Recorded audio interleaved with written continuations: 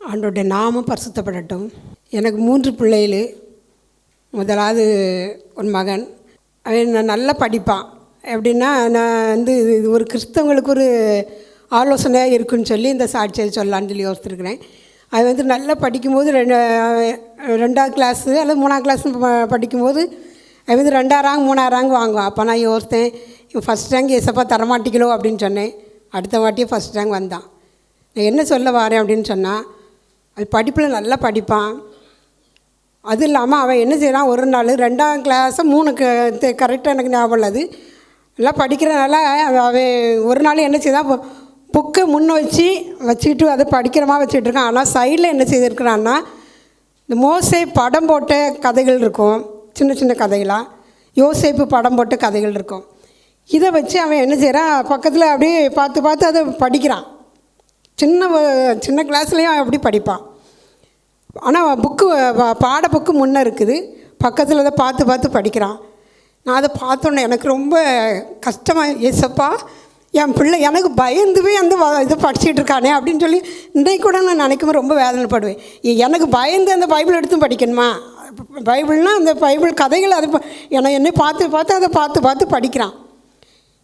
நல்ல வேளை நான் புக் எடுத்து படியல, இதை என் பார்க்கானா நல்ல வேளை நான் சொல்லலை நான் இன்றைக்கி நான் நினைப்பேன். ஏன் அப்படின்னு சொல்லி சொன்னால், நான் அவனை உலகத்துக்கு நேராக திருப்பி இருப்பேன். ஆண்டவர் அவனுக்குள்ளே வந்திருக்க முடியாது. அவன் அது படித்ததுனால, நான் அவன் திருப்பாதனால என்ன நடந்துச்சு அப்படின்னு சொன்னால், +2 முடித்ததுக்கப்புறம் என்ன பாடம் நம்ம தேர்ந்தெடுக்கிறது, எந்த கோர்ஸ் தேர்ந்தெடுக்கணும்னு சொல்லி அநேகர் இன்றைக்கி தெரியாமல் நம்ம நிற்கிறோம். அதனால் சரியான ஒரு வழி இல்லாமல் தவறுதலான ஒரு படிப்பை கொடுத்ததுனால கடைசியில் அவன் +2 முடித்து பிஇ முடித்தா நல்ல படிப்பான், கோல்டு மெடல்லாம் வாங்கியிருக்கிறான். ஆனால் அது இல்லை, ஆண்டவருக்குள்ளே நெருக்கம் இல்லாமல் ஒரு திசையை திருப்பி விட்டது இல்லாமல் இன்றைக்கி அவன் சொன்னால் அமெரிக்காவில் இருக்கிறான். ஆனால் மற்றவங்க பார்வைகள் அது பெருமையாக இருக்கலாம். ஆனால் என்னுடைய பார்வையில் இன்னும் முழுமையான ஒரு சந்தோஷம் கிடையாது. ஏன்னா நான் அவனை ஆண்டவர் விட்டு சற்று விளக்கமாக விட்டுட்டேன்.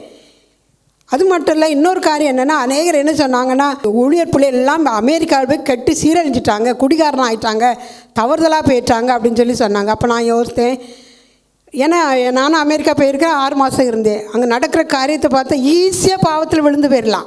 யாருக்கும் நம்ம பதில் சொல்ல தேவையில்லை, பெற்றோர்கிட்ட இல்லை.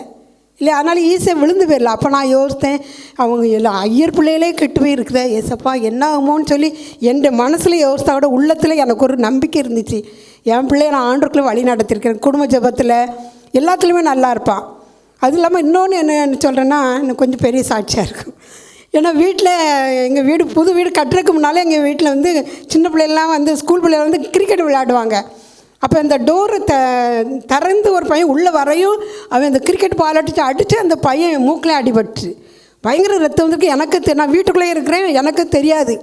ஆனால் அவன் என்ன செய்கிறான்னா, ஓடி போய் முட்டி போட்டு ஜோம்னு இருக்கிறான். நான் ஜோம்னது பார்த்தேனால அந்த பையனுக்கு அடிபட்டதும் எனக்கு தெரியாது.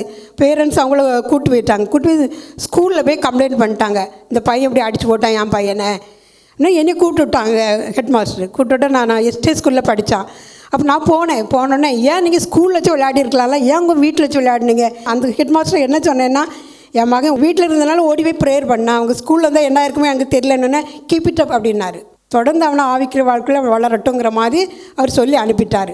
இப்போ நான் என்ன சொல்கிறேன் அப்படின்னா, அவன் அமெரிக்காவில் அவன் தனிப்பட்ட ஜெபம்னாலும் ஆபத்தான நான் போய் ஜோம்னு சொல்லலை, அவனே ஓடி போய் ஜெபம்ன்றான். அப்போ சின்ன வயசுலேயே அவன் ஜெபிக்க ஆண்டவர் அந்த இடத்துல அவனை பரிசுத்தமாக பாதுகாத்தது இன்றைக்கி நான் நினச்சி ஆண்டவருக்கு நான் கோடாகோடி நன்றி சொல்வேன். எனக்குள்ள ஆனந்த கண்ணீர் வரும். அப்படிப்பட்ட பயங்கரமான ஒரு சூழ்நிலை மத்தியிலும் விசேஷமாக ஆண்டவர் எனக்கு ஒரு கனவு மூலம் வெளிப்படுத்தினாங்க. என்னென்னா, ஒரு வரப்புன்னு சொன்னால் இந்த பக்கமும் வயல் இருக்கும், இந்த பக்கம் வயல் இருக்கும். ஒரு ஒத்த காலசாக நடந்து போனான். அந்த இடத்துல நடந்து போகிறான், ஆனால் இந்த பக்கமும் அந்த பக்கமும் விழவே இல்லை அப்படின்னு சொல்லி ஆண்டவர் எனக்கு கனவு மூலமாக வெளிப்படுத்தினாங்க. அப்போ நான் ஒரு தடவை சொல்லும்போது, யோசேப்பை போல் வாழணும் ஐயா அப்படின்னு சொல்லி, இனி நீங்கள் டெஸ்ட் பண்ணி பார்க்குறீங்களா அப்படின்னா. அப்போ யோசித்தேன், ஏசப்பா என் பிள்ளை நீங்கள் எவ்வளவு நீங்கள் அற்புதமாக பாவத்தில் விழாமலே பாதுகாத்து கொண்டிருக்கிறீங்களப்பா. இந்த வாலிய வயசுலும் பாவத்தை விழக்கூடிய ஒரு சூழ்நிலையிலும் அப்படின்னு அற்புதமான பாதுகாத்து கொண்டு வந்திருக்கிறீங்களப்பா அப்படின்னு சொல்லி நான் யோசித்தேன். அன்னைக்குள்ள நினைக்குமா ஆண்டருக்குள்ள நான் ஆனந்த கண்ணீரோட, ஏசப்பா பரிசுத்தத்தோடு என் பிள்ளைய காத்து கொண்டக்கா உங்களுக்கு கோடாகோடி நன்றின்னு சொல்லி சொல்லுவோம். மிஷினரி மாதிரிலாம் அமெரிக்கா போயிருக்கும்போது ஒரு மிஷினரி அண்ணே சொன்னாங்க, உண்மையாகவே அவன் நல்ல பையனாக இருக்கிறான், அப்படின்னு சொல்லி சொன்னாங்க. அப்போ ஆண்டவர் அவளை அப்படி பாவமான சூழ்நிலையில் கிருபையாக பரிசுத்தத்தில் காத்து அவளுக்கு அருமையான மனைவி 2 பிள்ளைகளை ஆண்டவர் கொடுத்து இன்றைக்கி அமெரிக்காவில் தான் இருக்கான். ஆனாலும் எனக்குள்ளே ஆண்டவரே உமக்காக ஆழமான ஒரு இடத்துல எந்த இடத்துல ஊழியம் செய்யணுமோ அந்த இடத்துக்கு கொண்டு வாங்க. அதே தான் நான் சொல்லி இன்னும் ஜோமிட்டு இருக்கேன். பரிசுத்தத்தில் காத்து கொண்ட ஆண்டவர் குடும்பத்தையும் தொடர்ந்து பரிசுத்தத்தில் காத்து வழிநடத்த விசேஷம் 2 பெண் பிள்ளைகள் இருக்கிறாங்க. அவர்களும் ஆண்டவருக்குள்ளாக பாதுகாக்கப்படும். ஏன்னா ஒரு அமெரிக்கா தேசமான பாவத்தினுடைய ஆரம்பமே அந்த இடம் தான் சொல்லி சொல்லுவாங்க. அப்படிப்பட்ட இடத்துல இருக்கிற அப்படிப்பட்ட குடும்பத்தை ஆண்டவர் பாதுகாத்து வழிநடத்த ஆண்டவர் கிருபை செய்வாங்க. அதுக்காக ஜெபம் பண்ணுங்க. நன்றி.